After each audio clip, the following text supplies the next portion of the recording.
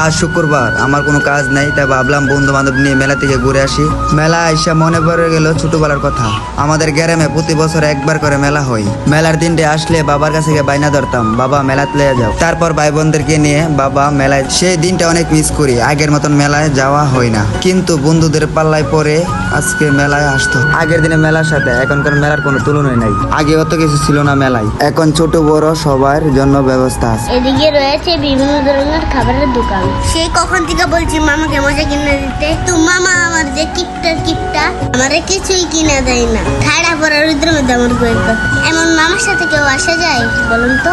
কিন্তু কিছু করার নাই, বাধ্য হয়ে আসা হলো। যেই মামা বললো মেলায় আসতে, পূর্ণিরা দিয়ে দাও, কিন্তু এটাই শেষবার, আর মামার সাথে আসবো না। বাইক না আমার প্রচুর খেপে গেছে, কিছু কিনে দিন এদিকে। এখন একটা দোকানে যাই ওরে কিছু খাওয়াইতে।